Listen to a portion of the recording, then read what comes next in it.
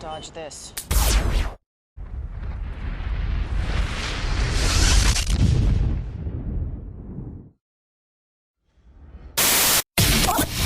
This is the Truth Frequency Radio Network. We are TFR. Truth Frequency Radio.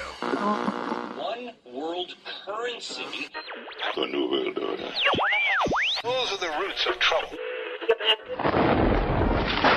I imagine that right now you're feeling a bit like Alice, tumbling down the rabbit hole. Let me tell you why you're here. You're here because you know something. What you know you can't explain, but you feel it. You felt it your entire life. That there's something wrong with the world. You don't know what it is, but it's there, like a splinter in your mind, driving you mad. It is this feeling that has brought you to me. This is your last chance. After this, there is no turning back. You take the blue pill, the story ends. You wake up in your bed and believe whatever you want to. You take the red pill, you stay in Wonderland. And I show you how deep the rabbit hole goes. All I'm offering is the truth, nothing more. For we are opposed around the world by a monolithic and ruthless conspiracy that relies primarily on covert means for expanding its sphere of influence, on infiltration instead of invasion, on subversion instead of elections, on intimidation instead of free choice, on guerrillas by night instead of armies by day.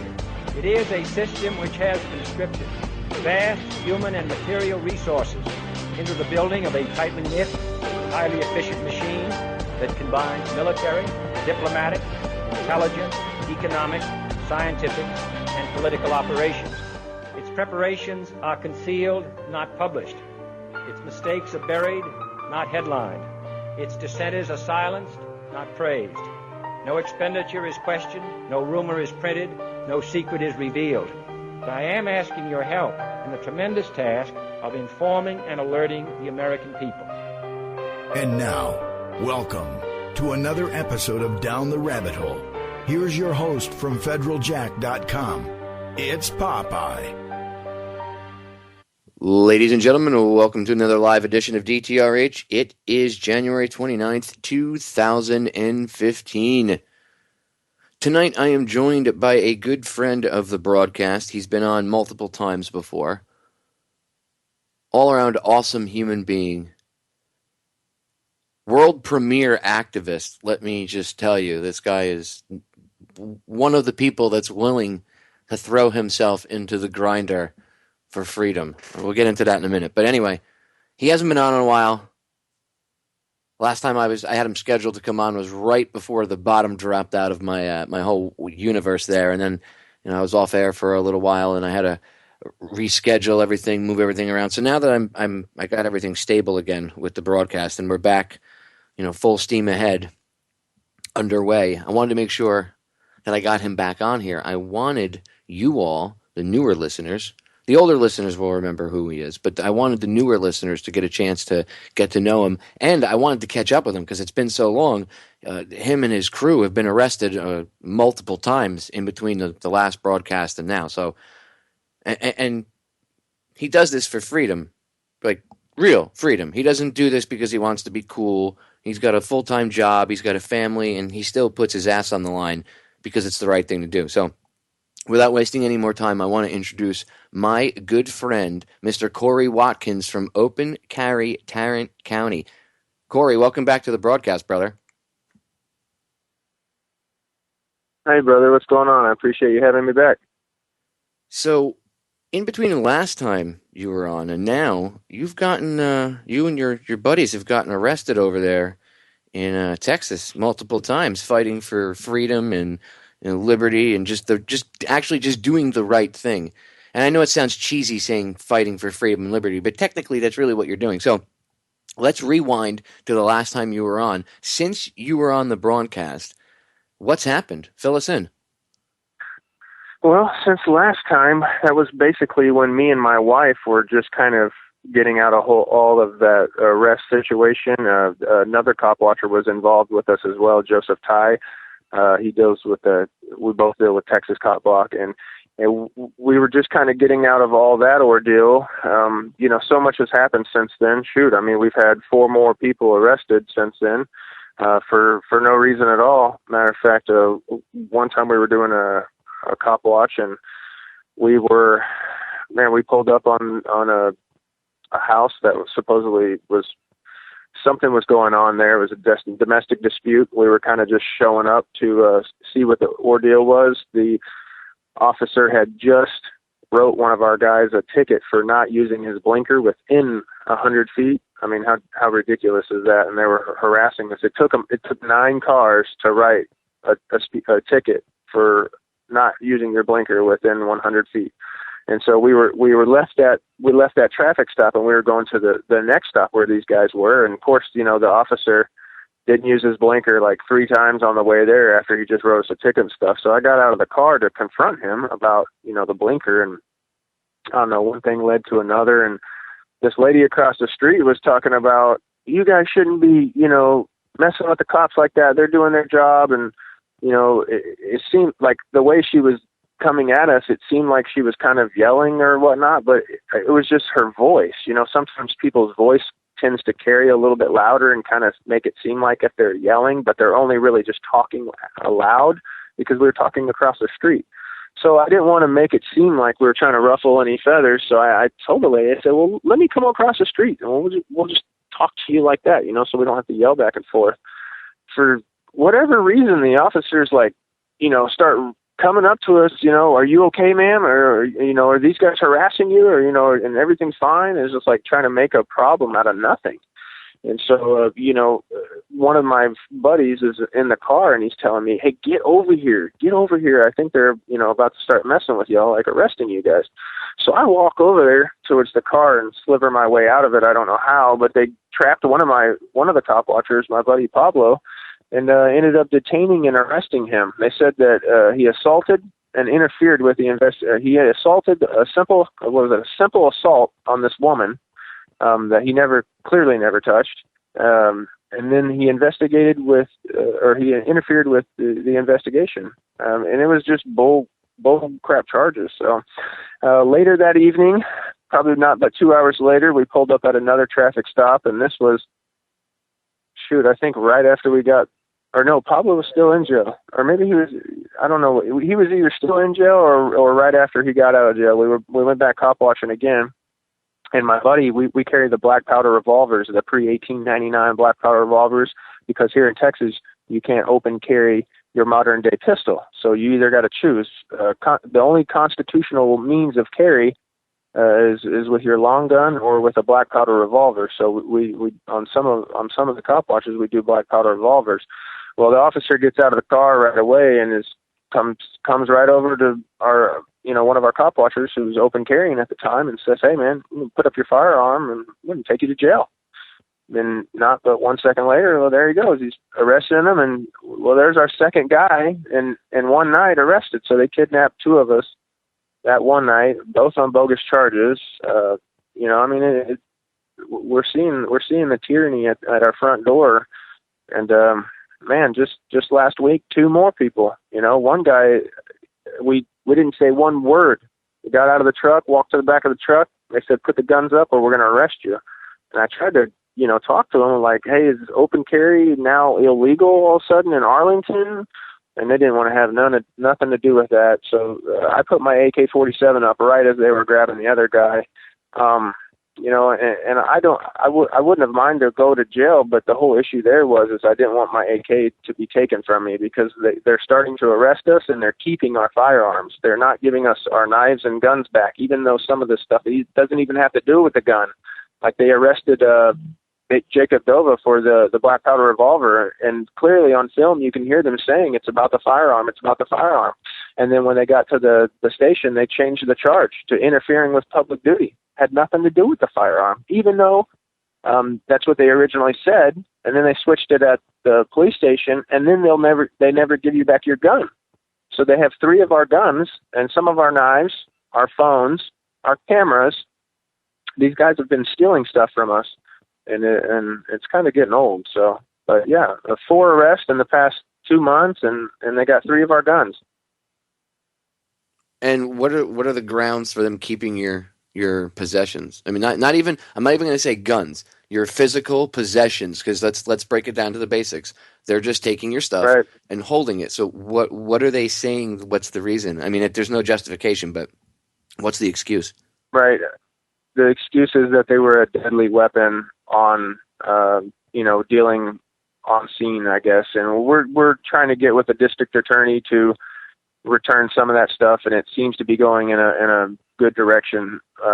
That route. We have a new district attorney, and seems to be a little bit better than the last one. So hopefully that's a good thing. And explain a little bit to the listeners. Go back for a second, because you said something about the black powder versus regular firearms. And I know you and I have discussed this before, but for the newer listeners, so they understand. I mean, so the listeners know, Korey and the rest of his crew, they go out, and then not only do they promote open carry and open discussion and debate, and we've talked about this. I urge you to go listen to the broadcasts he's been on before. But they also cop watch. We have to keep an eye on these people that run around in their Halloween costumes because their heads are getting a little bit too big, and they have fear IVs strapped right into their arms and tapped into their vein. Okay, and they're operating on fear 24/7 now. They're reacting. They're not thinking, and they need to be watched. Okay, they need to be called out. And people like Korey and his friends are putting their asses on the line, ladies and gentlemen. I mean, Korey's very, very chill about it. He's a really chill guy. He's like, it's no big deal. But they're getting arrested. I mean, they could get shot. Right. You guys are. No, I almost got shot the other day. Well, see, get into it. What happened? Well, when they were arresting Kenny, the two blue officers were specially designed for us that day. We had planned an event, and so what the Arlington police did is they signed a special unit for us only. And when those guys came up to us, they told us to put the guns up. And when they started arresting Kenny, I went to go put my gun up. And then one officer who came up from behind, who was never in the conversation and wearing a different uniform because he was just on duty that day at the traffic stop, he came up and told me, close the door, and meaning don't put my gun up, just opposite of what the two officers had already told me. And you can clearly see him reach down for his pistol and put his hand on his gun as if he was going to draw on me. And we had to tell him, hey, dude, I'm putting my gun up. Calm the hell down. You're fearing, you're making, something out of nothing. And they've been trained to fear us. They've been trained to say, hey, these guys are out to get us. The officer got shot in New York. That means it's going to happen everywhere. Everybody's crazy and everybody's guilty until they prove themselves innocent and sane. So. You see, this is what I mean about the cops operating on fear. And I had this happen to me a couple of years ago, probably about 7 years ago now. I used to be a PI, and I did undercover work. And I was on my way to one of my jobs undercover in my car, and I got pulled over down in Broward County, Florida. And at the time, there was a bunch of Broward County cops that had gotten shot and killed during traffic stops over the course of like 6 months to a year.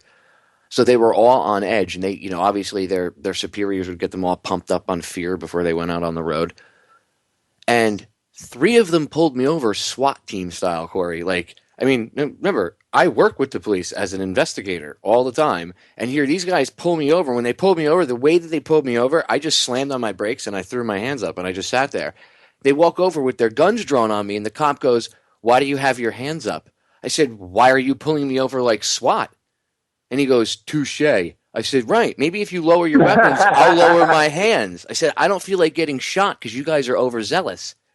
"Oh, well, you can put your hands down." I said, "Well, I will when you put your friggin' gun down. How does that sound?" And you know why they pulled me over? Because I had tint on my windows. Why? Wow. Mm-hmm.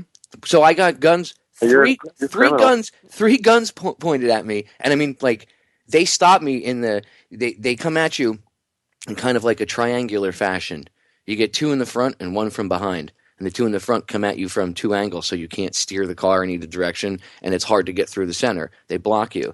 And then the 1 came up from behind. And they all hopped out with their guns drawn on me. And I was like, for no reason at all, I may add. I wasn't speeding. I wasn't doing anything wrong. I wasn't giving chase, right? Nothing. That's the way they pulled me over. And then they, like I said, the brain power wasn't even there for the cop when he goes, "Why do you have your hands up?" Well, I don't know. I have 3 guns pointed at me. Should I be tap dancing and reaching for things? That way you can have an excuse to cap me? No. You know? Yeah, dude. It's all fear. And those cops that you dealt with, obviously that cop now because a couple cops got killed in New York suddenly, and the media made a big deal out of it.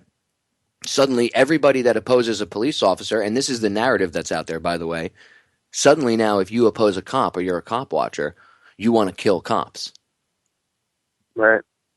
So that means that you guys are now, because of stupid statements like that, you and your friends are being put in like needless danger. You should be allowed to go out and videotape the police. The Supreme Court has already ruled on this, have they not? Yep. No, we should. We should be able to do it, and we should be able to do it armed. Because you know what? The Supreme Court has also ruled that the police are not there to protect us, and also the facts and the stats show that the police officers are 8 times more likely to kill you than a damn terrorist. So yeah, I'm going to take an individual responsibility to protect myself. Right. What happens if you're out there cop watching and not even a cop, but some crazy cop, apologist groupie who thinks that you pose a danger because he's all amped up from the media and the fear that's put out. And they come up and they try to attack you with a bat or something. Leave the cops alone. I mean, that could happen. What are you supposed to do? Just let the guy cave your skull in? Absolutely crazy. No, not me. No. Well, it's absolutely, dude, it's unacceptable. It's crazy, and it's stupid for people to think, like, ask yourself, ladies and gentlemen, if you're against the Second Amendment, if you're against self-defense and protecting yourself, because that's basically, the Second Amendment isn't about running around and shooting people or, having fully automatic weapons so you can run and take over sections of your town. It's about having the right to defend yourself. If you take away that right, it's very easy to violate you. You think someone that breaks in your house with a knife, you think you can plead with them? Oh, please don't hurt me. Take whatever you want. Chances are if they're breaking into your house with a knife at 3 o'clock in the morning, they're not there to steal things. They're there to do something much, much worse. And there's only one way to deal with someone like that. Case in point, did you see the video of the dude with the machete? I did not. Okay, some guy, I don't know what state it was in, but one of the 50 grand states here in the U.S., in an apartment complex of sorts, guy goes nuts, starts losing it in the hallway, and his neighbors locked all themselves in their apartments, and he comes through one of the doors with a machete. And his neighbor is on the other side. He says, "I've got a gun. Don't do it because I'll shoot you." The dude comes through the door, and as soon as he came through the door with the machete, the guy raised his arm with the machete, and the other guy capped him 3 times in the chest. Boom, boom, boom. Good night. Over. He told him. But, dude, 5 seconds, it was over. That's all I got to say. Perfect. Yeah, no, don't. Perfect example of why the Second Amendment is important, right? I mean, what would you do if someone broke into your house? You have a family, you have a wife and a child. What would you do? Wouldn't you would want to be able to protect your family to the best of your ability, correct? Absolutely. I have a Mossberg 12 gauge that does that for me. And, I'm a responsible gun owner. I even think, 2 steps ahead. If somebody's breaking into my house, I got a warning shot, for it's basically BBs that will hurt the hell out of you. And if you were somehow my neighbor by accident or a relative and I'm mistaken, well, then you're still going to be alive. But if you're an intruder, this next buckshot that I'm going to deliver is going to blow your fucking chest wide open. And that's what you have to look. Let's be honest. People don't like to think about that, right? But if you're in your house at 3 o'clock in the morning and somebody breaks in, you don't know what they have. You can't assume that the individual, well, they have a knife or they only have a bat. Well, how do you know that guy can't overpower you and cave your head in with the bat? And then now your kids and your wife are now easy prey for this individual. Wrong answer. There's only one way to respond. First of all, your friends and your family ought to know not to break into your house at 3 o'clock in the morning. All my friends and family know not to. They know breaking into Popeye's house at 3 a.m. will result in very, very bad things. So don't do it. Right. You know what I mean? It's that simple. So I assume anybody coming in to the house in that situation is already bad because anybody with half a brain knows better. And if they don't know better, well, then they're going to learn. And look, it doesn't mean that I abhor regular violence. I don't think people should just walk up and punch people randomly in the face either. I think that's a misnomer that if you're a gun owner or you believe in self-defense that you love violence. I think it's actually quite the opposite. Like usually most people I know, Kory, you're mild-mannered. You're not a psychopath. Most people I know that are gun owners aren't nuts. In fact, they're very laid-back, calm individuals, and taking someone's life is the last thing they want to do. Are there people out there that make us look bad? Yeah. Like George Zimmerman, that guy makes licensed, legal gun owners, and not even, I don't, how I feel about government and licensing and all that, but Right. he makes legal gun owners look bad. He does. Because of all the media attention and then all the retarded things that this idiot has done since. He doesn't know the words lay low. He doesn't understand the definition of that, or keep your mouth shut. And he's like a lightning rod for criticism, and people now associate that moron with legal gun owners. And it's just he's one instance where a guy who happened to have the legal right to carry a concealed weapon was a complete a-hole and did not use his brains. And by the way, I said it on air, and this is the reason why they didn't use it. He couldn't use the stand your ground defense here in Florida because it didn't pertain to him, because he was the aggressor in the situation. And the basis of the law is if you're the aggressor, you're supposed to de-escalate. If you have a firearm and you're the aggressor, even if you don't, if you have a firearm, you're supposed to de-escalate the situation as best you can. Okay. Now, if you're not the aggressor and you're being attacked, the onus doesn't fall on you as much. But if you're the aggressor, like the situation he was in, then you have to do everything in your power, and he did the opposite. So that didn't defend him. He had to go with regular self-defense. But yet people will still attack the stand your ground law and say it's horrible and laws like that need to be repealed and, oh my God, it's ridiculous. But so far, they've left it alone. They ought to leave it alone, because I'll tell you what, there's plenty of cases where you can see that the stand your ground law has actually, it's been applied by people when they needed it, and it's helped them. You guys have something similar in Texas, don't you? Not that I'm aware of. I haven't really looked into that. You guys can't use deadly force if need be? Oh yeah, I'm sorry, I misunderstood you. Yeah, absolutely. If it's yes, we can. Okay, no, I wasn't sure, because I know you guys, like here we don't have, but basically the only difference, like with stand your ground law amongst some other states, is that you don't have to. There's no duty to retreat. If someone threatens your life, you can stand your ground. That's meaning like you don't have to run away. If you can run away, go ahead. But if you're in a situation, they did it because part of the problem was people's houses and stuff were getting broken into, and the homeowner would shoot the person, and even with certain laws on the books, it still didn't protect them. You'd have prosecutors that were overzealous, and they would still try to put these people in jail, and in many cases did, for doing nothing more than just defending themselves. Yeah, so that's when they came up with the stand your ground law. And that's when it was pushed and everything else. I mean, that's really that's the partial basis of it anyway here in the grand old state of Florida. I mean, I think it's ridiculous that it's not just gun control problems either. It's not just gun control laws that are the problem, I should say. It's prosecutors too. Like, I'm sure you guys have gotten arrested 4 times since the last time I talked to you. How many overzealous prosecutors do you have on your ass? We're not too sure about that. It seems like it's kind of decent. We live in a pretty, I don't know, man. I don't want to say good. I don't know. I'm cautious, man. I don't really know what's going to go on with the new DA and some of these new prosecutors and stuff like that. We're just hoping that the evidence and the jury and the judge can all see that what's going on. Our system is pretty decent, but it can be manipulated and bought pretty easy. So you never know what the hell is going to go on. You guys have any open court dates coming up? My first one just finished, so I don't have one until like next month, but it's not scheduled yet. And do you think you guys are optimistic about your chances, or you don't obviously think that you're going to get locked up or anything for any extended period of time, correct? No. I got 2 Class B misdemeanors pending. One of them was interfering public duty. The other one's obstructing a highway.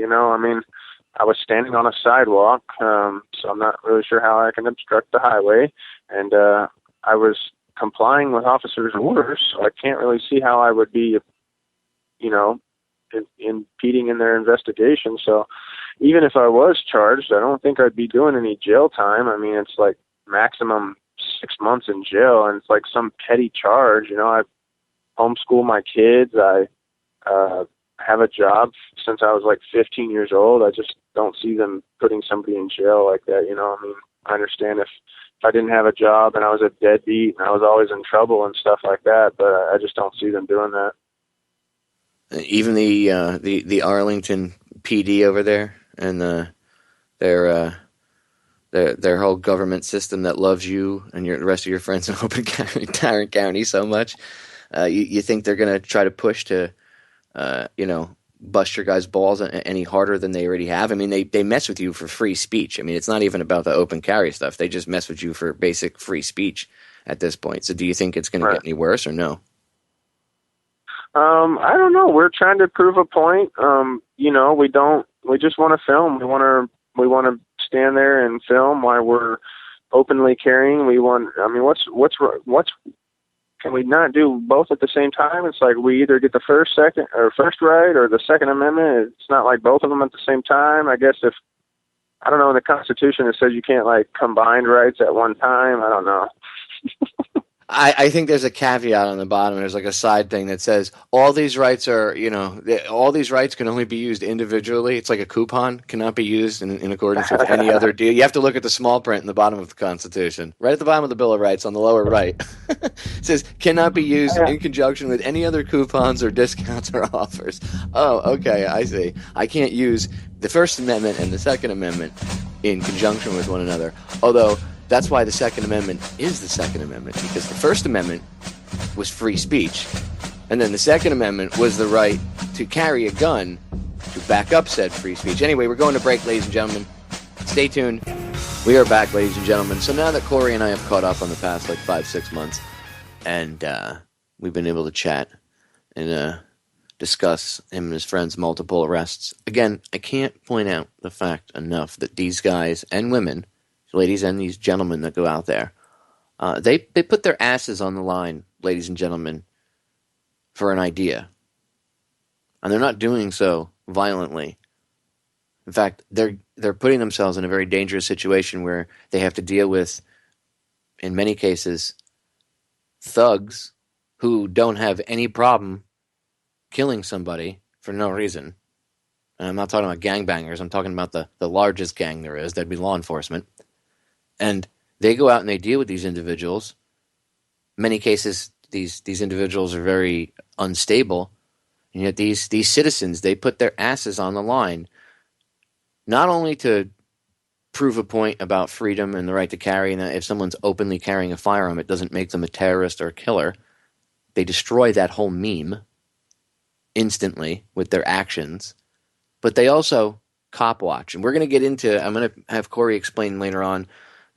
He's on for 2 hours with us tonight, so we're going to be getting into a bunch of stuff, but we're going to get into, cop watching, cop blocking, as it's called, what it is, how to do it, where to look to maybe get involved with doing it in your own area.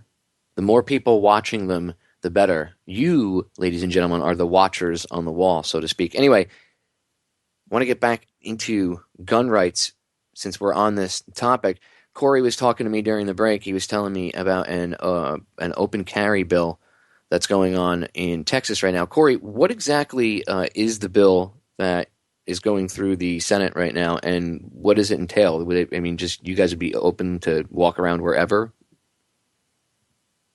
Yeah, the bill that has been introduced, the first one in the House was HB 195, and there seemed to be a lot of support for that. And about, a week and a half ago, we had a senator who introduced a bill that was very identical. And once you get one bill in the House and one in the Senate, it makes things a little bit better, a little bit more support for it, obviously. We have less people to work on. Here in Texas, we have like 150 something House representatives and 31 senators in our house, so it makes it a little bit easier once we don't only have to deal with 30 people compared to 150. So we've been in and out of these legislators' offices just trying to pick their brains, drop some knowledge, spit the facts, and let them know what the constituents are wanting. And basically what the bills are designed to do, if you live in Texas, you know that, we're not allowed to open carry a modern day handgun right now. We're one of 5 states that don't allow that.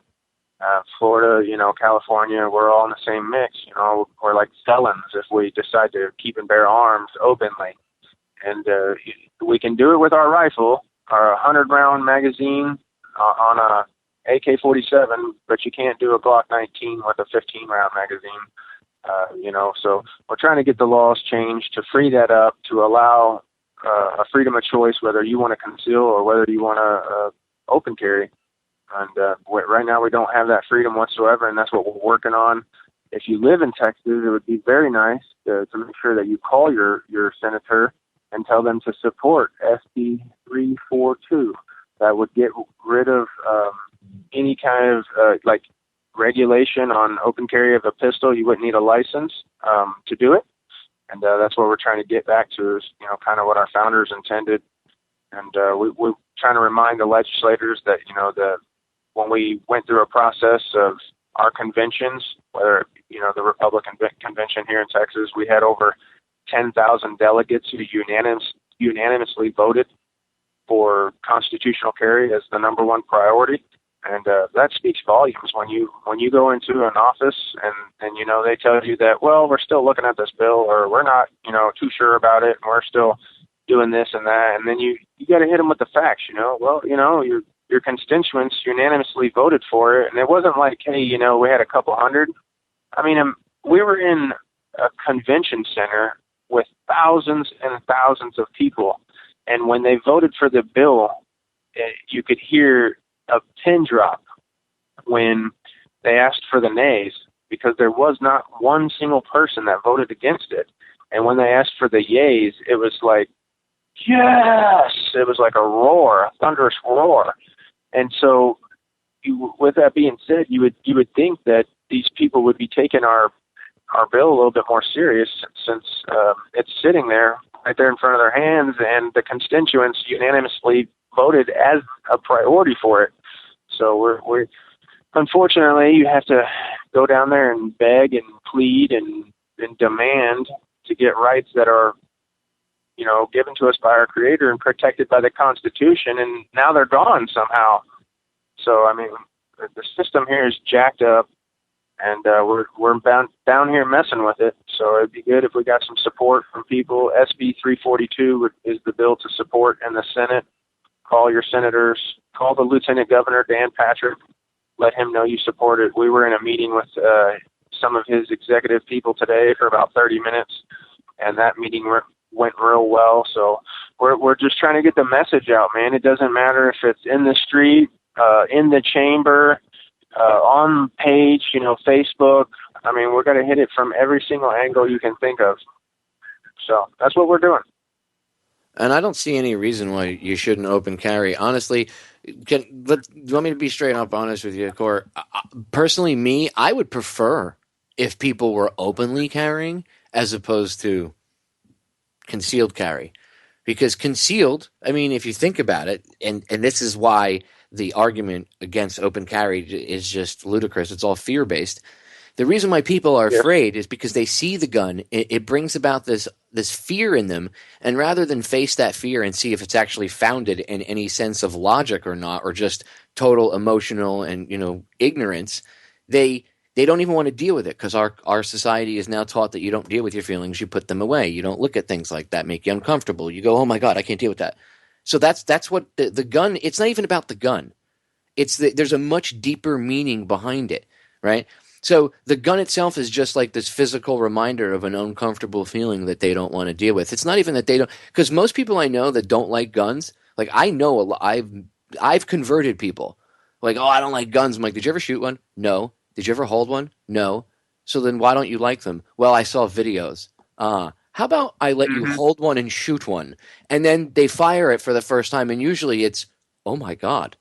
That's so cool. Yeah, you still hate guns? I'm starting to think differently. Go ahead and squeeze off a few more rounds. Pop, pop, pop, pop, pop. Oh, I really like this. I'm sure you've seen it too. It's all based off of ignorance. Most of the people that don't like guns and spew all these irrational, illogical lies about them have never fired one. It's just it's that simple. So usually it's like anybody else. It's like when people bash cannabis. They usually people that are against it have never smoked it. And usually the ones that say there's no medicinal value for it have never even researched it other than to turn on the mainstream media to see what the media says or the government or the CDC says. They've never actually done it. That's always the way it is. Most, if not all of the roadblocks that we face are based off of ignorance, right? And it's personally, think about it. I would rather know that everybody is carrying than not know who's carrying and who is, right? Because right now it's a crapshoot. You know, I mean, look, in Florida, more than 50% of the residents in Florida have concealed weapons permits. So if you go out to the store, more than 50% of the people at that store are more than likely carrying a firearm or a concealed weapon of sorts, right? Yeah.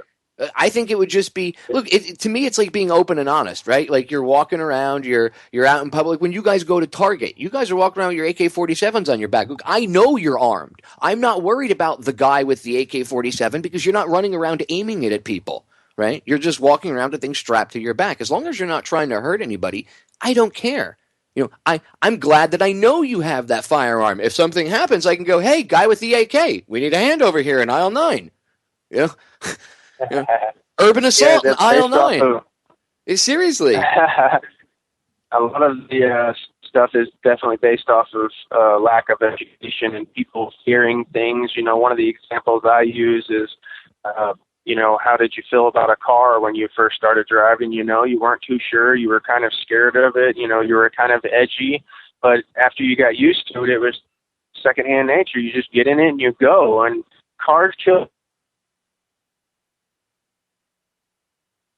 Uh-oh, I think we lost him. Getting more of it. Education is needed, and to fill people's emotional fears and to wipe those clean is always a positive. Korey, go back for about 30 seconds and say that again because your phone cut out for a second there. I want to give you the opportunity to repeat that for the listeners. Oh, can you hear me? Yeah, I can hear you loud and clear now. Go ahead. Okay. I was just saying, I think what you said was pretty clear there. The emotion,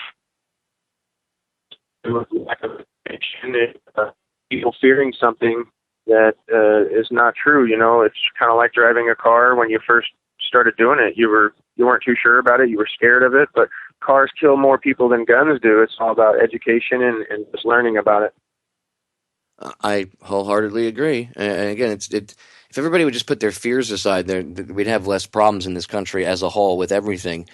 Guns are just a lightning rod for emotions, and they use them to scare the crap out of people. And you can call them liberals, whatever. I think aiming at it in that direction too is also a bad idea for the pro-gun crowd. You know, attacking somebody, well, you're just a liberal retard. You're just dividing the lines even further. You got to try to step out of that and be like, look, this is why you think that way. Try to I'm not asking you to join a religion. I'm just asking you to be a little bit more open-minded and not suck on the teat of fear. That's all. You know what I mean? You guys, I think you guys really do a really good job at your activism. That's why I like promoting you guys. The whole group, Open Carry Tarrant County, and the cop block that you belong to. You guys really, you guys. That's why, like when I say you guys are real, true activists, you are, because you go out. You guys are doing this for the right reasons. You're not doing this to become famous or to get your name on a DVD or sell a T-shirt or whatever. You guys are doing this because it's the right thing to do when you actually believe in this, and that's why I support you guys wholeheartedly. And you're smart in the way you do things, because you guys, I know there are some groups that like confrontation. You guys, even though you get confronted, you don't run from the confrontation, you don't escalate it, but you engage them in logical debate even while you're being arrested. And that takes a lot of patience, and it takes a special type of individual to do that. So I just wanted to give you guys a shout out and say thank you, because it's people like you, Korey, and the rest of the crew that you work with that are going to set the example for other activists that are looking up to you guys, the younger generations, and even people, around our age that maybe want to get involved. They'll look at you guys and say, look, there is another way other than bullhorning and getting in people's faces and yelling and screaming. There's a way to still open carry and yet be civil and have logical debates, even with the very popos that are beating the living crap out of you. So I wanted to give Korey and the rest of Open Carry Tarrant County a shout out. His phone must have died, so I'm going to try to reconnect with him because his phone must have lost reception where he is, coming back through Texas from Austin. So I'll get Korey back on in a minute as soon as I can reconnect with him here, ladies and gentlemen. But anyway, I wanted to give them that shout out because they deserve it. I mean, look, let's face it, going out and facing police officers, getting in their faces, politely I may add, but getting in their faces with a camera, I shouldn't say getting in their face, getting on the sidelines with a camera and your firearm at the same time, or even if you're just going out for open carry rights and you go out in the street and you walk around with your firearm, in today's society, in a fear-based society that we live in right now, that's dangerous what these people do. And I'm not chastising them for it. In fact, I'm actually saying that, we honor people for putting themselves in danger, firefighters, military, right? We honor people that rush into dangerous situations in order to do the right thing.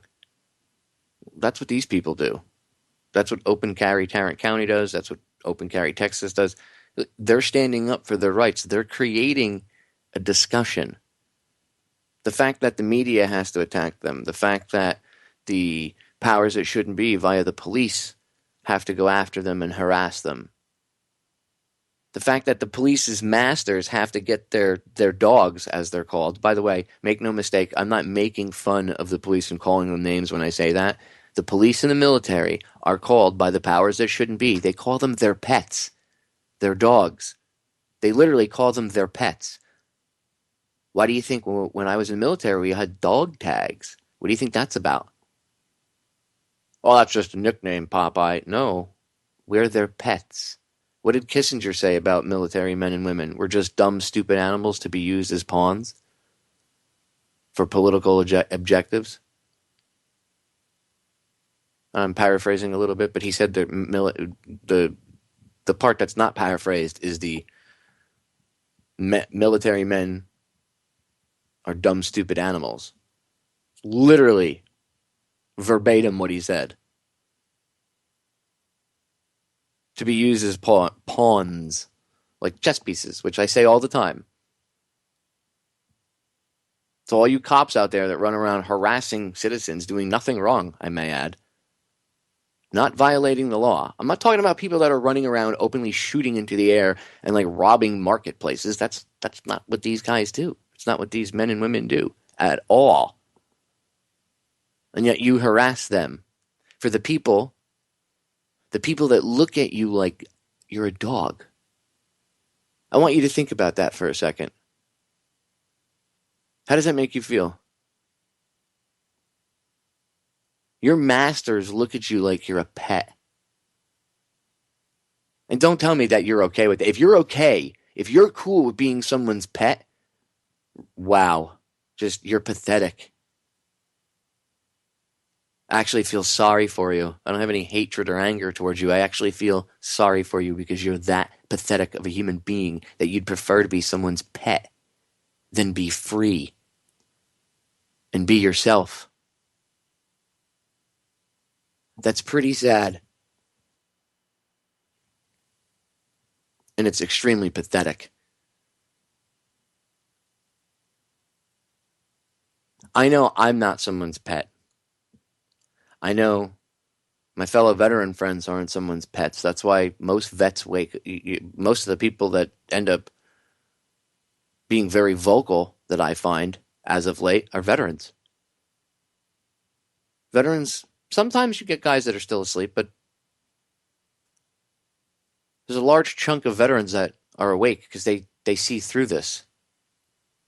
Maybe they understand things on a different level.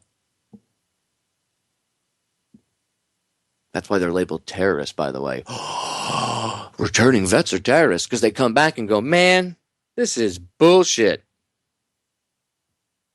That's why they're labeled terrorists. Anyway, you should think about that, officers. You're expendable too. Just because you're getting all cool military equipment right now and you think now's the time to be a cop, more than ever it's a time to be a police officer. No, it's not. It's time to quit your job. What if all the cops just said, nah, we're not going to do this? Or they all said, nah, we're not going to enforce your laws. What if? Wouldn't that be great?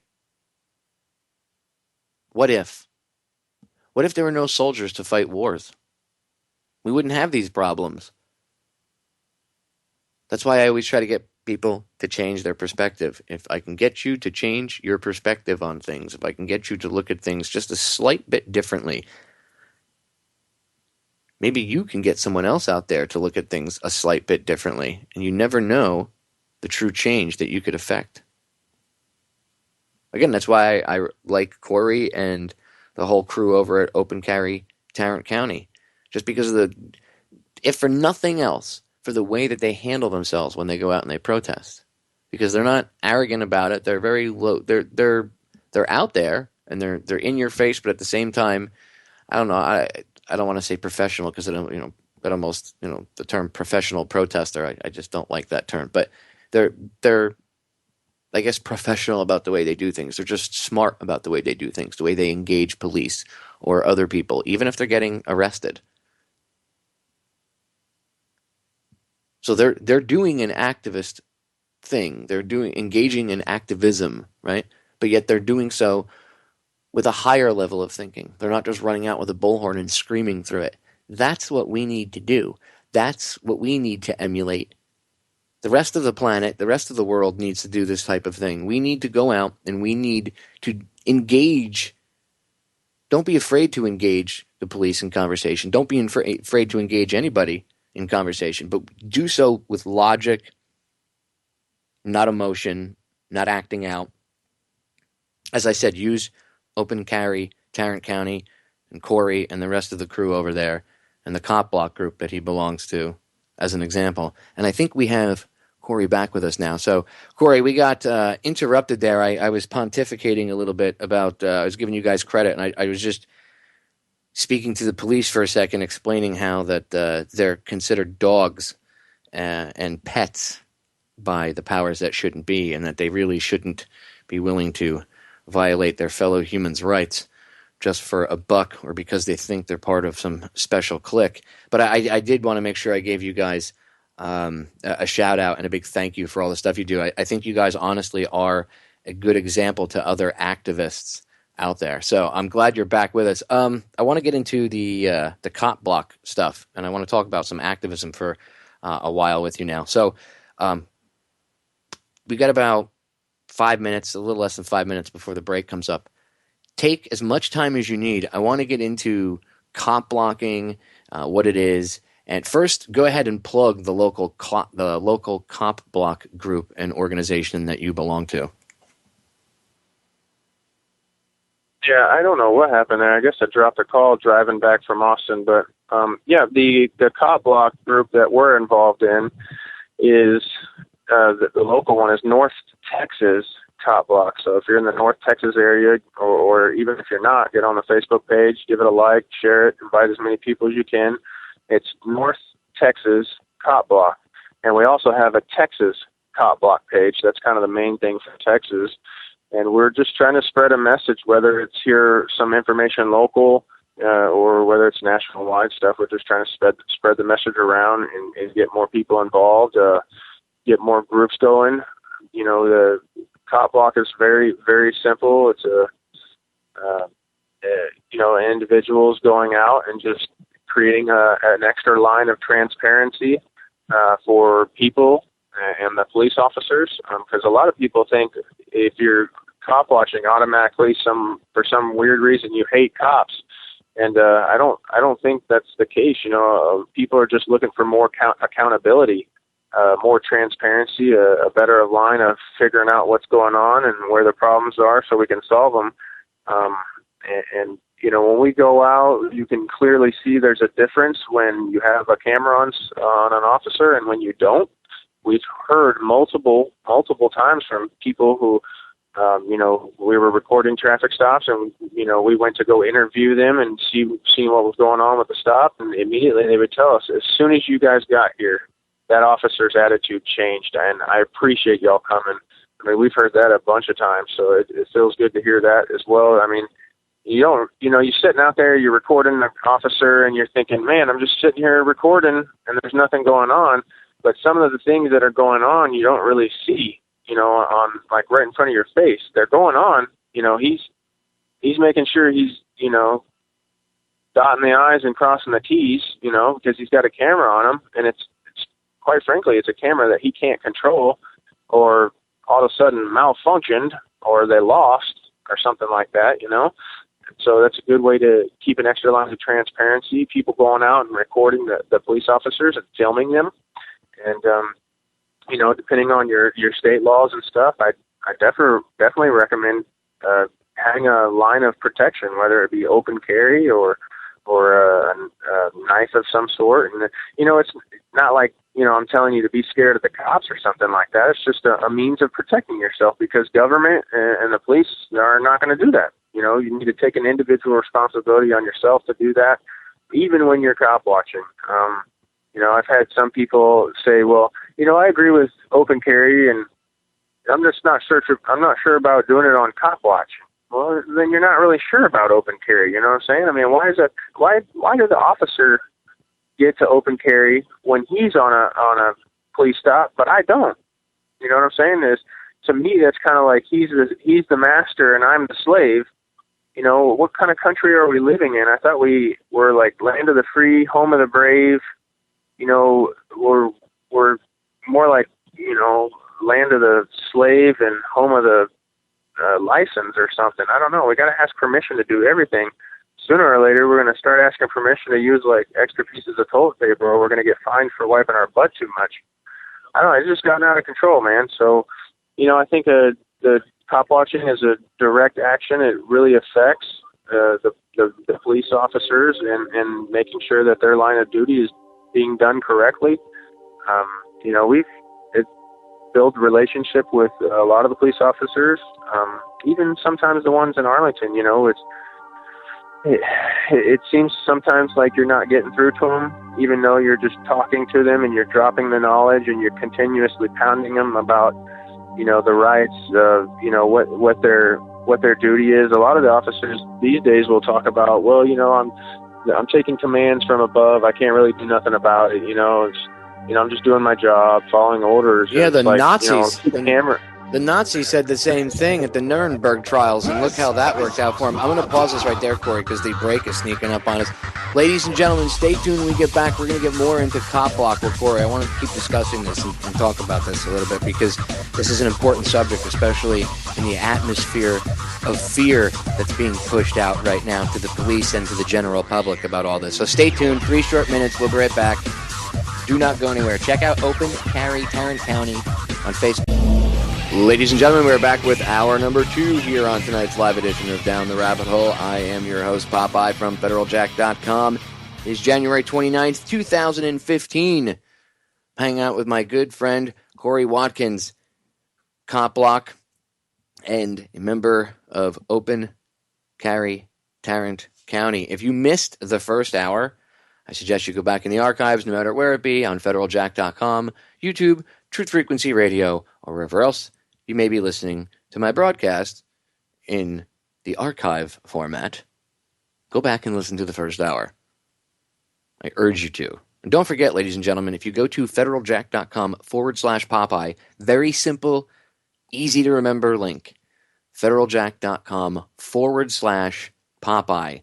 It is the downloadable archive section for my radio show that's on Federal Jack. It's a very simple, easy to use download page. It's an old school directory listing. I went old school because it works with everything, ladies and gentlemen. It works with your phone. It works with tablets. It works with computers. It does not matter if your device can get on the internet and you can touch the screen or move a cursor and touch links and click on them. It will work. The very, very, very, very, very basics. That's why it's there. You can either click the link and it'll open it up and stream it, or you can right-click and save as, and you can download the commercial-free archive for yourself. All my shows, anything I've ever rendered, and I have probably about 15 shows I have to finish getting up, which I'm currently working on, even my older stuff.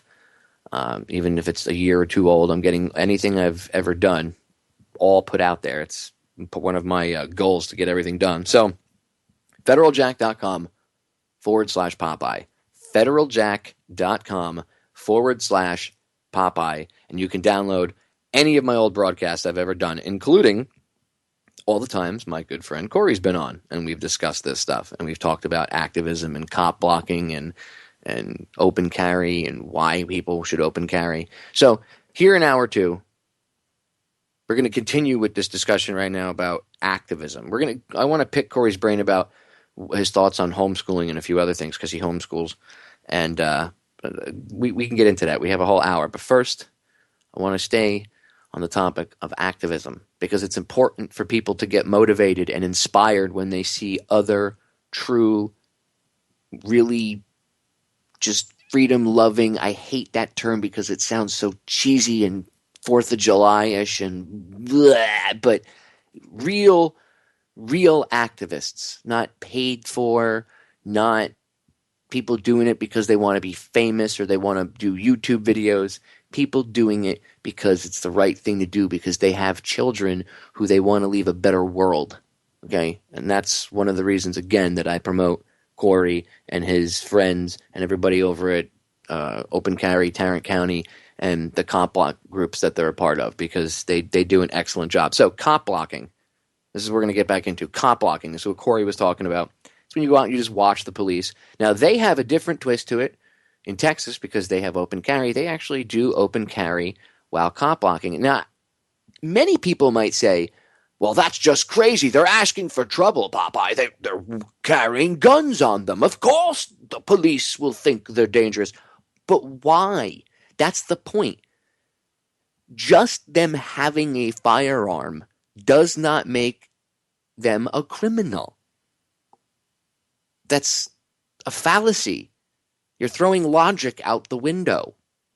That's like saying because someone drives a car, they're automatically a drug smuggler because you could smuggle drugs in a car.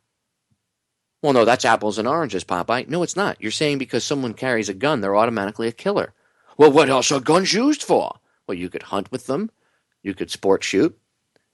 Just having one, the presence of one, is a deterrent of violence, right? And look, we're supposed to be equal with the police and the military. That was the whole point of the Second Amendment, right? They didn't have modern policing back then either. So the point is we're supposed to be equal with any type of force like that. And right now, the argument is that this is the basis of the argument for police. They can do whatever they want because they're cops and because they wear a costume and they have a badge. But you can't do whatever you want because you're a free citizen. That's against the rules and that's a no-no. You're not allowed to be on the same level. They're a special class. That's what's being created. Being a police officer is now being a special class of citizen. It's almost, like if back in the days of, like King Arthur and stuff, you have, it's almost like they're making their own retarded version of knighthood, except it's cops, and they throw them in this group and they say, well, you're a special class, so you get whatever. The rest are peasants. They're beneath you. That's the kind of attitude that's being bestowed into the police nowadays. And that's, I think, cop block, one of the good things about it is it lets them know, wrong answer. You're being held to account because you're on the same page with us. So anyway, I want to give Kory the floor. I want to pick your brain, Kory, about ideas. I want you to talk to me and the listeners as if we're all retarded and we know nothing about cop blocking or what it actually entails. If I was going to come to you or the listeners were going to come to you and say, Kory, please give me some advice. How can I start doing this? And what's the best way to go about getting involved in a cop block group, but also equipping yourself for the task of watching and recording the police? Well, first of all, I would like to bring up a point. If you really want to separate the men from the boys when it comes to freedom, start combining cop watch and open carry and see who starts bitching, and then call people out because they don't believe in real liberty and freedom. But to speak to somebody that's never cop watched before, what I would do is, first of all, I would find somebody else who wants to do it with you. I would never go alone unless you're super, I don't know, like you need experience to go alone, and you want to make sure that you're live streaming if you're alone. But first thing I would do is find a friend, find a buddy to go with you. The more the better. The more cameras is always the better. And I would, find a scanner that you can listen to. That they have scanners on your phone. You can download a simple application to listen to your local police departments. Sometimes the local police departments have different frequencies that bypass the standard application on your phone. And so what we did was we set up a fundraiser and got one of the best handheld scanners you can buy. We actually raised over $500 in 2 hours and went ahead and just bought it. And so we use that as well. And so I would definitely recommend a way of finding out what's going on, scanner-wise. We started using walkie-talkies at first because, you always have to find a way to communicate with each other if one person's on the other side of the traffic stop and you're on the other, or if you have, 5 or 6 cop watchers and you're in 2 different groups, you need a way to communicate with each other. We started using these two-way radios, but then we found out, you can buy a $40, $50, two-way radio, and it only goes about a quarter or a half a mile, and it kind of a big a disadvantage because you'll get separated a little bit. You'll need to communicate. So what we started doing was using the application called Voxer with a Voxer, and if you download that application, it's like a walkie-talkie, only it goes wherever your phone goes, and then you can also add people to the group. So instead of just having 2 radios, you can have like 10 people in the same group. Yeah, and at the same time. And so you can have people bloop, bloop, bloop, talking back and forth. And if you miss something, which is even way cool, is you can go back and replay it. So if you miss something, you don't have to be like, can you repeat that for me? You just go back and press play on the message, and it plays back to you. So I would say that's definitely a very important piece to cop watching is Voxer, having a way to communicate quickly and efficiently with your other cop watchers. Want to make sure that you're recording. I recommend if you have multiple people, one person do regular video and then one person live stream. The advantage with live streaming is if the officer was to ever destroy your camera or something was to ever happen, you already have that online. They can't do anything. They can't, go into your phone and delete it. It's online. People have already been viewing it, watching it live. And so, that's a big advantage. The only disadvantage I see to live stream is some of the quality. But when you're talking about, if you have a couple people recording there with you and one person has it on live stream and the quality's a little bit lower, well, that's okay because you're live streaming, and that's to help out in case something happens at the scene to all the video cameras. So extra people is always good. Extra cameras, live streaming, other people just regular video recording, posting updates on Facebook is good. Letting people know what your last location might have been. And of course the Voxer is very important. We've also started figuring out we want to find ways to communicate with the drivers to educate them on their rights, like don't consent to search and seizures. You don't have to have your window rolled all the way down. You don't have to answer any questions. Just basic normal rights that are violated every time somebody gets pulled over because they're uneducated about the rights and they don't have that knowledge. So we stand in front of the cars with signs that say keep silent, don't consent to search and seizures, and stuff like that, ways that they can get a hold of us. And so, I don't know, we just try to do everything that we can possible to communicate with the driver, whether it be signs and stuff. And we weren't too sure if it was against the law to actually make communication with the driver, like, hey, don't consent to search and seizures, and directly talk to them.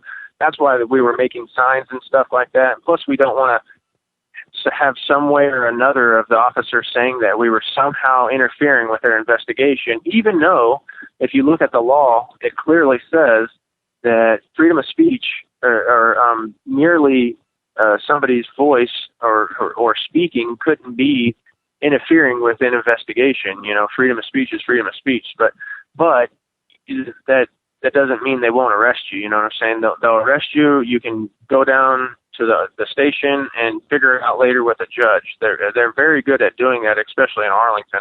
So those are some basics. You know, I started even trying to find a way to get away from recording with my phone. And two reasons is because you want to try to find something like a GoPro, or even a little bit cheaper of a version of a GoPro. It's called a Looxie, Loox, what is it? CIE. And you can go and get one of those for like $100 right now. And those actually even live stream. Those are a little bit better, personally to me, than GoPro, because you can live stream. Now the GoPro has better quality and stuff, but the Looxie you can live stream right from your Facebook, so that's cool. And what I'm getting at is a hands-free device is very good in a cop watching situation. You want to have your hands free. Maybe you want to listen to the scanner. Maybe you got to write something down. Maybe you're just too damn tired of holding the camera all the time, and if it's on your necklace or on something that's attached to you, it's a little bit more less motion in your video. You'll probably have better video quality. It's more steel, and the GoPro is really good for those reasons. And my second reason, besides being hands free, is we've been getting arrested lately, and what happens when you're recording with your phone is they take that for evidence, and you don't get your phone back. So, what was the point of recording with it if you're not going to get that evidence until you're with them in court, So it's always good to maybe have another camera recording, so you don't get your phone taken. So at least when you get to jail, you get to keep your phone, and I know you're still going to get your camera taken, but if other people were recording, at least you got the film, and plus you got your phone.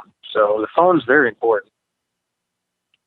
Yeah, and another thing we've learned is always record. Always record. Sometimes we've had mistakes where, we wanted to have a private conversation with another citizen, and we turned off the camera, and that was like the most time that we needed it, because supposedly one of our members assaulted this lady and interfered with the investigation, and that was right after we turned off the camera to have a private conversation with a citizen who we thought was just, going to have a decent conversation with us, but ended up getting arrested.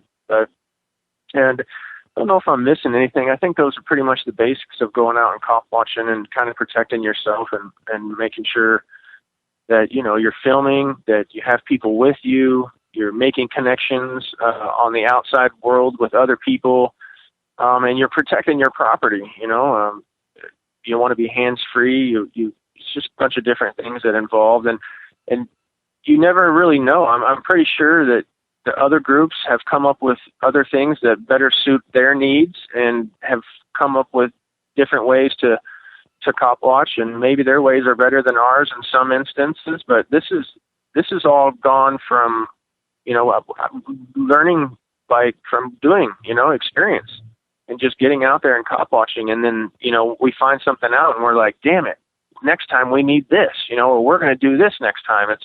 It's all on experience, and it seems like the more you do it, it's just like driving a car. The more you do it, the more you get used to it, the more you learn about it and the ins and outs. And it's a pretty easy process. Obviously, you're standing up for something, and like I said earlier, you don't really get to see the direct effect, like right out there, on site. It's not like you're going to go out there and record, and then all of a sudden the police are going to start acting really good all of a sudden. It happens over time. These guys They see that they're being recorded. They understand it. You get out there, you talk to them. Another thing that I've probably missed, and, this is the same thing that I've learned from experience, even though they might be tyrants and they might be, breaking their oath to the Constitution and destroying everything that our founders intended and everything going against freedom, but you got to keep your cool, and it sucks that, if you say a foul language or a foul word, everything in that video that you just did doesn't matter anymore because you just used foul language. That is the public perception. Now, do I agree with it? Hell no. Are they tyrants? Hell yes. And should I be calling them what they are? Hell yes. But you know what? To please some people and to expose the reality of the situation, not telling you what to do, but I would recommend you just smile and get arrested. I think here in Arlington, we've perfected that. We've had, many people been arrested, and they're all bogus ass charges, just raw bogus charges. And one person says, drops an F-bomb to the police officer after he's already arrested. And then for some reason, the officer, because he wears a badge, gets a free pass because the citizen, the slave, used foul language towards him. So, all hell breaks loose. The butters come out. The cop apologists come out. The bootlickers, they all start coming out. Well, maybe you should not have cussed at him. Well, that was after I was getting arrested, dumbass. Come on, man. Maybe you shouldn't have violated the Constitution, So, that would be another thing I would recommend is that if you want to perfect on how to get arrested and silence the media and shock some people, just smile and don't say a word. But, that's pretty much the basics. If you're new to cop watching, if you want to get started, you can also go to copblock.org and look on there for tips and stuff like that, how to start a group and how to grow a group. And it's, we don't have rules. We're not going to tell you what to do and stuff. You go on there, you make your own group, and you just start going. It's you're your own person, an individual. So, if anybody's, had a fear that, go out and cop watching, and don't have that fear, go out there, cop watch, grow some balls, grow some, cojones and step up and do something, I'm going to be frank about it. I'm a nobody. I'm just some guy that lives here in the DFW area and has this idea that I believe in freedom, and I'm very passionate about it. And, I'm nobody special. I'm just a guy that believes in something, and anybody can step up and do this. And everybody needs to step up and do whatever they feel is necessary to fight for the cause. And listening to the radio is great at getting education that way and pointers and stuff like that. And going and even, I don't believe in sometimes the voting system, maybe on a more local level, it's more real, but, getting out there and getting involved in your local elections and stuff, and any way that we can get it, any way that you want to do it, do it. But sitting down at the keyboard is not going to be that way. We need to get out into the community and start being active, boots on the ground, and start educating people. People are hungry for this. They've been getting fed bullshit from their TV for way too long, and people are wanting this information. They want to be fed.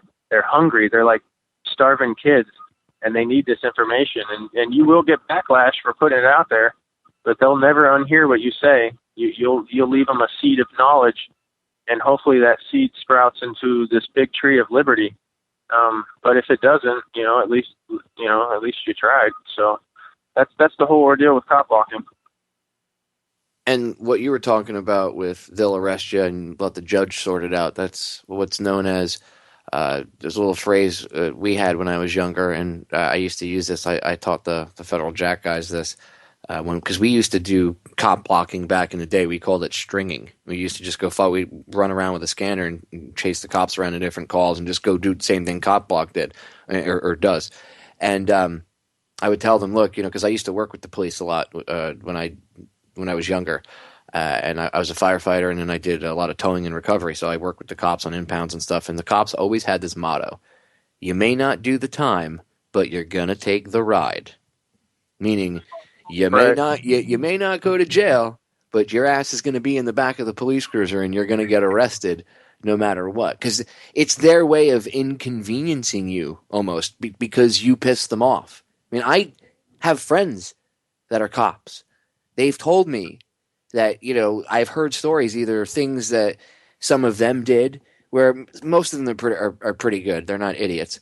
And most of the guys that I have friends that I'm still friends with that are police actually have quit being cops by now, to be honest with you, because they see what's going on. They've all left, most of them. But the ones that might buy into it, I would hear stories from them about, and sometimes they'd be bragging about things that they had done or their friends had done, and they would just be like all into it. It's amazing how you can get into violating someone else's rights and you can get all amped up about it. And you'd sit and point something out like, well, what if that was your mother? Dead silence. Well, my mother wouldn't be in that situation. Well, how do you know that? Right, okay. Like, how do you know that, right? Like, what happens if your mom's walking down the street one day and they mistake her for somebody? Because maybe there's somebody that – I mean, how many times do you hear people getting shot because they quote-unquote matched the description of a suspect? What would happen if she matches the description, God forbid, right? Then what? Then it's different? They don't put themselves in – there's always an excuse that it'll never happen. Anyway, yeah, that's the attitude of you may not do the time, but you will take the ride. And I do really find how you guys do it effective. Like that's why I said when you got cut off, I had said that one of the reasons I promote you guys is and I respect you guys so much is the way that you'll be getting arrested, like how you deal with the cops, and you'll be getting arrested and you're still smiling. I mean, it's a you're getting arrested, it's going to be a pain in the ass, you're going to have to deal with all this, and yet you still have a smile on your face. And I'm not saying people should go out and just be doormats and everything else, but the way that you guys found this happy medium where you still have the balls to stand up and do what's right, but at the same time, you're not giving them any ammo to use against you in the court of public opinion, which is that's largely in part where the fight is. It's really not. I mean, we have to get the police to change their perspective, but we also have to get the general public to stop being apologists. And I know what you mean. As soon as you say F you, or why are you effing hitting me as the cop is caving your head in with a baton, right? And you have blood shooting out of your eyeball. God forbid you say, why are you effing hitting me? Then they'll go, see, he was resisting. If you had just shut up and taken the beating, then so like if you actually just do it with a smile and you don't resist, it really disarms them largely in part. I mean, you're still going to get people that'll find, look, the cop apologists are going to be apologists for whatever reasons because they, they're groupies for lack of a better term. But I find that the way you guys do go about doing things, Korey, is more effective, again, in the court of public opinion. Even it's somewhat with dealing with the officers too, because you're going to have an officer that will be smart enough here or there to realize, wow, these guys aren't the terrorists that we're told. Look how polite they are being, and I'm sure that over the course of time, you've even reached at least one or two of these cops, even if they haven't openly admitted it or they still enforce rules and stuff. I'm not saying that suddenly they're fighting for good, but I honestly think just having the conversations with you guys and just having the interaction with you is changing them. It's like planting seeds, and who knows, maybe 6-7 months from now, some of these cops might pull their heads out of their rear ends and be like, you know what, I don't want to partake in this. Maybe I'll quit. Like I said, I have plenty of friends that have left the police force because they just didn't want to deal with the tyranny anymore. And originally they would be the ones fighting me when we would have debates about this. No, you don't understand what it's like, blah, blah, blah, blah, blah, blah, blah, blah. And over the course of time, they realized, wow, things are getting out of control. So don't be afraid to reach out to the police, ladies and gentlemen. We need to engage with them in conversation, change their perspective. And we are back, ladies and gentlemen, final segment. Again, hanging out with my good friend, Korey Watkins from Open Carry Tarrant County and cop block of, I think it's North Texas. I'm going to have Korey, before we get into homeschooling, plug all of the cop block stuff that he's involved with again, and the open carry stuff, and anything else that he wants to. Because I know they do street actions and everything else, and any upcoming events he wants to plug. I'm going to have him do all that. Because if you're in Texas, and I know I have a lot of listeners out there, if you're in Texas, you're in the area, go over, meet them. Perhaps maybe you'll end up joining the group, whatever, Open Carry or the Cop Watch group. Go hook up with them on Facebook. Talk to them. Engage with them. They'll probably inspire you to stand up and do something. And that's what we need in this country. We need more people to stand up and do things, do the right thing. Anyway, Korey, before we get into homeschooling, go ahead and plug any Cop Block websites or Facebook pages or Twitters, and the same thing for all the Open Carry stuff and anything else that you want to plug. Yeah, definitely. I would love to plug, and I'm not sure if you know this, but about 3-4 weeks ago now, I've started my own radio show on Friday night. It's on Blog Talk Radio. It's We Resistors Radio. And you can go there. I'm live every Friday night at 9 p.m. We talk about Cop Block. We talk about Open Carry. Those are kind of our two main topics. Of course, we switch it up on on other liberty and freedom ideas as well.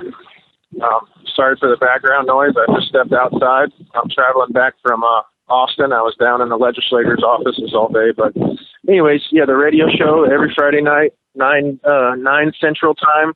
Also, you can get on copblock.org. You can check out Cop Block on Facebook. You can check out North Texas Cop Block, Texas Cop Block. Those are our groups here in the local Texas area.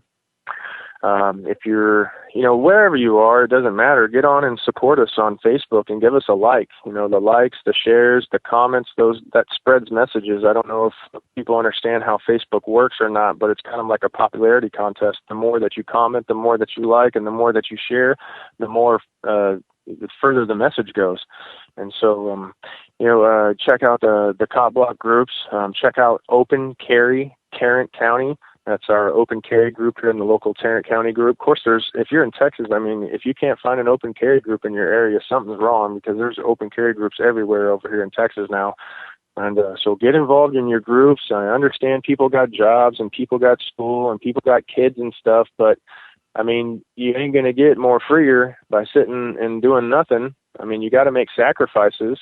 I sacrifice leaving my family and my job, once, twice a week, just to gain a little bit of freedom back. And I think if more people just sacrificed a couple hours of their time weekly, we could start making some serious moves here and waves back towards what our founders intended, what actual liberty and freedom really means. So check out all those feeds, support, share, like, whatever you can do. So I would appreciate all of that. Also have if you want to be a walking billboard and have something on your shirt, we do T-shirts, antiestablishment.com. We got all kinds of T-shirts that say don't consent to search and seizures, all kinds of pro-gun shirts and anti-establishment shirts. So check that out. That's pretty much our whole gist there. We're trying to get involved and hit it from every angle. And you guys do just that. And, I want to say a big thank you to you and all of your fellow patriots out there. Or, I hate that word. Let's say your fellow free thinkers. Because I don't want to. I hate using labels, but I have to use something to describe them, right? So thank you to you and all of yours that help out. You men and women are in those groups that do that. You guys are really awesome, and you do inspire other people, Korey. So I want to, from me and the listeners to you guys, thank you.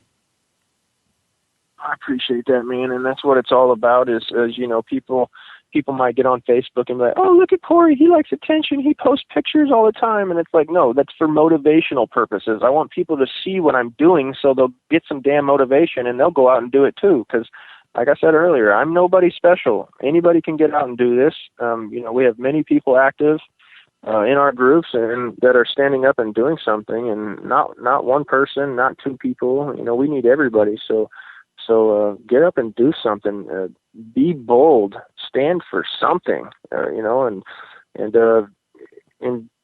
stay out of the drama. A lot of times people get involved in certain groups and they get kind of discouraged because some of the infighting and the drama. And I would say just stay focused on the task at hand. Don't worry about what naysayers are saying, and respect how other people decide to fight for their liberty and freedom. Don't try to judge people and pick and choose. Well, you're fighting for that way, and that's the wrong way, or something like that. Just have respect, because it is about freedom, right? I agree. One of my friends, Mark Passio, another radio show host, coined the term the My Freedom movement because, unfortunately, I find that many people are for their own version of freedom, but if someone else's version alters a little bit, then they're against that, and that creates infighting. And a lot of that is the programming that we've been conditioned with over the years.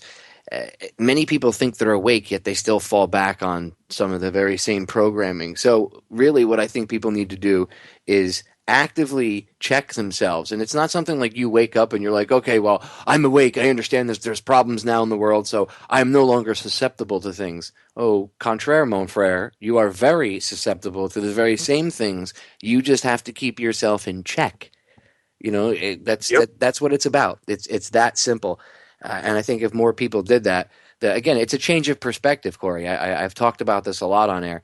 It's a change of perspective. Not only is it with the police a change of their perspective, but also us as individuals. If more people gave a crap and then didn't act on emotion but acted out of logic and just took an extra 5 seconds to think before acting, the world would be a drastically different place. And actually, a lot of that has to do with the education. And we're going to get into homeschooling in a second, but I want to ask you one question because I know this was thrown out in the chat room. It was actually an interesting question, and I wrote it down. So before I forget to ask you, and it reminded me when you said Austin, Texas, what are your thoughts on Art Acevedo, the police chief over in Austin? Well, I don't, some of the problems, with police chiefs are not recognizing the very basics of the Constitution and stuff. And I don't know too much personally about him or whatnot. And I haven't heard any personal problems. Most of the problems that we've had in Austin are with the DPS. And that is the officers that are directly on the Capitol grounds. And they have been arresting people for just simply walking on the property with a firearm, even though there's no law against it. And those cases are just now actually starting to be dropped. We had open carriers arrested 2 years ago, and those cases are just now being dropped. And of course, when we were getting arrested, it was all over the news, we're the bad guys, blah, blah, blah. And then, of course, when the charges are dropped, you hear crickets. Not a damn thing is said. So, but yeah, I don't know too much about the guy to say one way or another, but I for sure, I'm assuming he's not a strict constitutionalist, or I would know about it. Yeah, no, from what I understand, he's, and from what I've seen, he's just another one of these, New World Order, jackboot thug, I'll do whatever you tell me to do. Most of these police chiefs are. They bring these police chiefs in from outside areas. They always hire a guy that's not from the city, and they bring him in. Oh, it'll be a fresh change. I think that's part of the problem. The guy doesn't know the city. How can you run a city police department that has to engage with the citizens of a city every day if you really don't live there and know nothing about it and don't understand the culture? You really can't. How are you supposed to train your officers to de-escalate situations? Oh, that's right, you're not supposed to. Oh, maybe that's why. Maybe because the model is actually not broken. It's actually working the way it's supposed to. You just don't understand how it's supposed to work, right? That's really the way it is. Right. No, I totally agree. We need, like I said, man, stand up, be bold, and let's start changing stuff. Let's start changing the way that society thinks. A lot of people start judging people right away, and instead of having self-rational thoughts and maybe respecting somebody's point of view instead of just judging them right away and doing away with them. It's I don't know, man. It's just interesting how minds and people work. If somebody disagrees with somebody, it's all of a sudden we're starting to push them away. We don't want to talk to them no more. It's like, well, maybe respect what they're saying and try to hear them out. Even if you don't agree with it at the end, at least respect their thought and how they see it. I just don't understand. Society is always pointing the fingers and being very ugly. Because we're programmed, and from the time we're young, we're programmed through school, Yep. through our parents, through media. We're programmed that what happens when we're kids? This is why it's good that you homeschool. It's a good segue into homeschooling here. This is why it is good in general just to homeschool. I mean, yes, your kid should have interaction with other kids. That way he knows, how to deal with idiots when he gets older, because he's going to have the same type of moronic interactions with people from time to time as an adult, right? And that's what your formative years as a child are, to help you kind of learn how to deal with certain things. But in school, the kids are taught by the institution that if something is, if someone says something outside the box or whatever, they are to point their finger and laugh. You know what I mean? I mean, that's what they're taught. The kids are taught, point your finger and laugh, ha, ha, ha, ha, ha. He's different. He's thinking outside the box. So you start walking around with your gun, and they're all taught to be afraid of people with guns or free thinkers. Oh my God, this guy's got a gun and he's talking about the Constitution. He's a terrorist. You know what I mean? That's where that programming comes from. It's all about, when you were kids. So let's get into homeschooling. Your thoughts on homeschooling. Did you have your child in regular public school and then pull them out, or has the child always been homeschooled? I had thought about homeschooling before my first child, which was my son, went into preschool. And, I wasn't really educated about it, so I was kind of still looking and finding things out. But about 6 months into him being in preschool, from my research and from what I was getting from his public school, I knew right away that this wasn't going to last very long at all. So my child was in public school for 6 months, and then I rescued him. I rescued his brain, and I took him out, and I freed his mind, and now he's a free individual. And I can't explain. You can only see it from experience, how good and effective homeschooling can be with individual thoughts, somebody growing up and becoming themselves rather than what society wants you to be and how they want you to think. He's 7 years old, and, he's always asking questions. He's always debating. He's always thinking of things that I'm like, well, damn, I wish I would have thought of that when I was 7, and just creative mind. It's scary. I think how fast the mind can excel when there's no boundaries being binded onto it. It's just amazing. Some of these kids who homeschool are graduating from college at 15 and 16 years old, and it's because they're excelling at a fast pace. The school, the education that they're being taught is one-on-one from their parent. I mean, imagine that. I mean, I remember going to public school, and I was in a class of 20 people. And I mean, how effective can one teacher be teaching 20 kids? And at least one or two of them are class clowns, so they're, doing stupid stuff throughout the class, and you probably only get really 10 or 20 minutes out of an hour, of real listening in. And then you got all the distractions, well, my kid's not cool, he's overweight, he wears funny clothes, they made fun of me today, Mom. This, that, you got to worry about so many things. Your kid, listen to this. When I realized that this statistic was, what it is, you put your kids in school for 12 years of their life, 40 hours a week. Their brain, is trapped in this cage for 40 hours a week, and they're being told how to think, how to act. And it's not from their parent. It's from government. And it's just insane. I can't believe that I woke up out of, going to school that long and being in that trap. I made it out of the matrix alive. It was amazing. Sounds funny, but it's just interesting how I kind of found my way out of it. And I don't have to put my kids through the same thing I went through. You talk about drugs and sex and stuff like that. And, kids are going to find out about that stuff eventually. But guess what? When they're in public school, they find out about it a lot sooner. And it becomes a distraction, and bad things occur. I think there's a time and a place for you to teach your child that yourself. It doesn't need to be done in the schoolroom and stuff like that. And I don't know, man. Public schools are crashing bad, and the federal government's taking control. And we don't even get to teach our kids about the Constitution and stuff like that in public school. But here in my my private school, I get to teach my kids about gun safety. I get to teach them about the Constitution. If one day we want to go to a museum, we can do that, or maybe meet up with other homeschool kids, a coalition. I mean, it's just so much more freedom. We don't have to wake up and at 7:30 every morning and be prompt. Monday through Friday from 7:30 to 3:30, you got to be here. You got to do this. You got to have homework. I mean, damn, what a trap that is. Public school is a trap. And I'm so thankful I found an avenue and a way out. And I did some researching. Public schools, the homeschools are looked at, homeschool children are looked at before public school children are when it comes to colleges. The 30% higher on across the board on all the test results.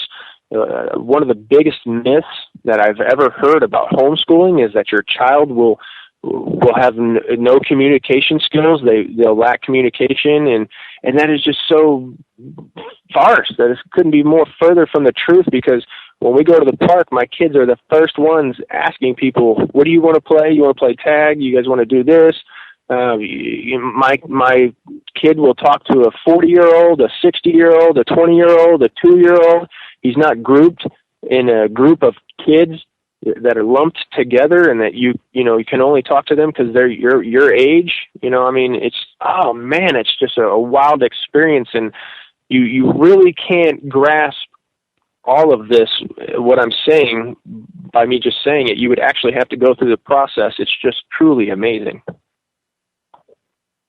My friend Joe homeschools his kids, and his little ones, they've been homeschooled from the start.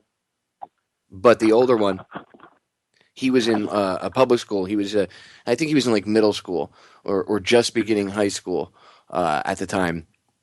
And they know his grades were crappy. The kid wasn't learning anything, and they started homeschooling him. And it's like a huge 180-degree difference. And it was just because of the crap that they were fed. And then it makes you think about when we were kids, because we're all around the same age. Like all the garbage that like you said. You wish you were having the same free thoughts that your kid is having at that age. Like you've had them, but it took until you were in your maybe mid-20s or late 20s or early 30s to have them. Whereas your kid's, maybe 7, 8 years old and the child's having these thoughts. That's just amazing. I mean, if they're that far ahead at that young of an age, imagine where they'll be when they're our age. That's what it's about. I agree. That's how you carry on the next generation. That's really what it's about. So we only got about 7.5 minutes left, and I know I have to ask you this because it's in regards to homeschooling, because this is the next question I'm always asked whenever I bring up homeschooling to anybody that does it. How does one do it? Like how? I know there's different homeschool programs. I'll ask you this. This is the better way to frame the question because I know the listeners will benefit from this. How do you, Kory, homeschool? What's your method? My method, since they're very early, I use computer programs, stuff online. We have games and stuff that we use. I sit down and do it myself. I mean, some of the basic stuff, numbers, colors, shapes, math, basic history, basic writing, all that stuff is very easy, But I've started to look, obviously they're going to be getting into a little bit higher grades, a little bit more learning, the stuff that I can't just make curriculum for them. So what I'm going to start doing is I'm going to start using a little bit of the Ron Paul homeschool. It's the Ron Paul Institute. You can use his program for homeschool. And then there's also anywhere in Texas, especially, there's all kinds of homeschool coalition groups, and you can join up with those, and they do learning days and all kinds of stuff. So I like to play the field, I don't like to be the Monday through Friday guy. We sit down, we do this, I'd like to do this one day. I like to do that one day, keep the minds of the kids very wanting more. You know, I find out that my kids are best at learning when they want to learn it. You know, if my kid wasn't really interested in reading, I wouldn't push him that hard to do it, because he's not going to accept it as well as if he was wanting to learn it. You know, for example, my son was kind of slow a little bit on reading at first, but for some reason on math, he was just like, feed me more. I want more. And we were doing multiplication, and the dude's like 6 years old. And so I had to stop. I was like, all right, well, let's focus a little bit back on our reading. And you could tell he wanted to start reading more because he was looking at things on TV, and he was asking, well, what does that say? What does that sound like? How do I do this? How do I do that? And he was getting frustrated. He would play Xbox and Minecraft, and people would leave him messages and stuff. And he was like, you know what? I need to start reading. And he started reading. He did it himself. And it was him wanting to do it. And so we started reading more books. We started reading more information. You know, hey, let's read the menu when we go out to dinner. Just read everything. Start reading shit. And man, he's picked it up. He's a reading machine now. So it's just, I say, let them be free. Let them, you know, mold into their own person. And when they're ready to learn, damn it, feed them all the information you can. That's actually a good idea. That's kind of like what my mother did with me. I started reading at a very young age, and she would catch me at 1 o'clock in the morning in my bedroom with a flashlight underneath my blanket, thinking that I was safe, and they couldn't see the blanket glowing because of the flashlight, and I'd be reading books, and I was like 5 years old, 4 or 5 years old. Yep. And by the time I think I was in 5th or 6th grade, and they started testing us to see what our skill levels were with certain things. And I was testing with college level reading skills in like middle school. And it was simply because my mother allowed me to read books. That is it. And she encouraged my free thought. I mean, it was very simple things like that. The school didn't teach me anything, dude. You went to public school, right? Yep. Yeah. Unfortunately, I did it. Okay. Did you learn anything? Do you use anything that you were taught in school? Because I know I really don't. Not really. I mean, the basics that anybody else could have taught me, that's what I use. You know, I mean, if I'm inserting into a area that I need to learn specific stuff, then I would do that. But on general, no. Yep, me either. All that crap and all that time wasted. I really think I think we went through it for a certain reason, man, because we can, people like you, the people that you work with, my friend Joe, others at Homeschool, myself, like we went through that stuff, so we know what not to do with the future generations, and we know how to fix it. And I think it's good that there are people that are addressing it and fixing it, because just by you doing it and people seeing your example and the way you do things, that'll give them the idea to maybe step up to the plate and change things a little bit as well. And that's how we're going to fix things. Real change comes from within each and every one of us, not from somebody flying in with a cape. That's why, again, I support you guys, because you guys are really like the real deal grassroots activism. The way you guys handle things is the way that the world is going to be saved. I'm not kidding when I say that. Right. So we got about. Go ahead. I was just going to say, man, I appreciate you grabbing me onto the show. I love talking to you, chit-chatting with you. I'm about to get out and drink a beer with some friends. I've just loaded my Tech 9 with some 9mm, and I'm going to go enjoy myself. You see, I'm so jealous, because at the end of the broadcast, I have to go edit, right? And Korey gets to get off. In 2.5 minutes when we're off air, I'll be editing audio, and Korey will be having a beer and shooting things. I'm a little bit jealous. It's so good to live in the South, though, right, either way. Korey, thank you for coming on, brother. I appreciate it. Thank you for everything you do. And go ahead and plug Facebook and Twitter and stuff really quick again one more time. Yeah, absolutely. You can find me on Facebook, Korey, Kory, Watkins. Add me, share my stuff. Let's share each other's knowledge and activism.